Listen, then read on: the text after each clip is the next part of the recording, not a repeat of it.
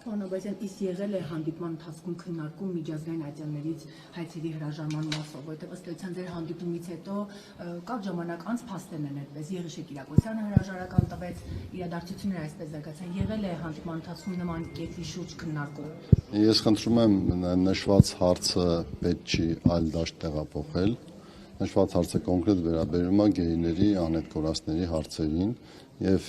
մեր հանձնաժողովների կողմից միայն քննարկվում է նրանց վերադարձի, հայտնաբերման, որոնական աշխատանքների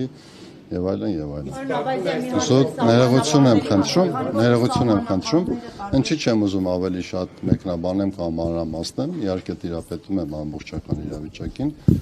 քանի որ իր մեջ որոշակի գաղտնիություն է պարունակում։ Պարոն Աբազյան, տարբեր հատվածներից, քանի որ ռուս սահմանապահները դուրս բերվեցին եւ ծառայություն այժմ իրականացնում են հայ սահմանապահները, քննարկվում է արդյոք նաեւ հայ-թուրքական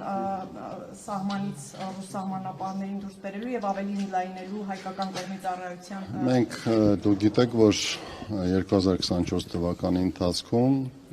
Զվարթնոց օդանավակայանում ամբողջովին ծառայությունը իրականացվում է Հայաստանի Հանրապետության սահմանապահ զորքերի կողմից։ Նույնը իրականացվում է նաև Ագարակ սահմանային հատվածում, այսինքն հայ-իրանական, եւ մարտի 1-ից, սույն թվականի մարտի 1-ից նույնպես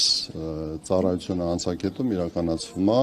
Հայաստանի Հանրապետության սահմանապահ զորքերի կողմից։ Շարունակական է լինելու այս process-ը։ Այս պահին կոնկրետ որևէ այլ որոշում չունենք։ Պարոն Աբազյան, իսկ շոշափելի արդյունքներ այնուամենայնիվ բանակցություններից կան, դրամատրությունները ինչպիսին են անհետ կորածների գերիների հետ կապված։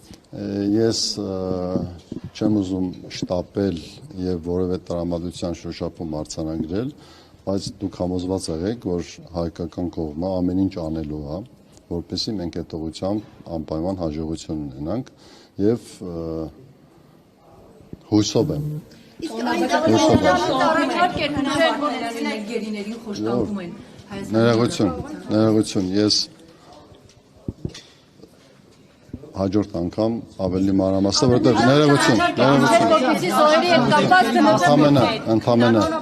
ընդամենը խորհրդակցության եմ, դրա համար խնդրում եմ հաջորդ անգամ։ Այսինքն անհետ կորածների մասով քննարկում կա այդ հանձնաժողովում։ Գերիների վերադարձի հարցով որևէ շոշափելի դրական կամ չգիտեմ ինչ-որ քննարկում ֆոն կա ադրբեջանական կողմի հետ, այժմ այնտեղ պահվող գերիների մասով։ Շոշափելի արդյունքներ նորից եմ կրկնում։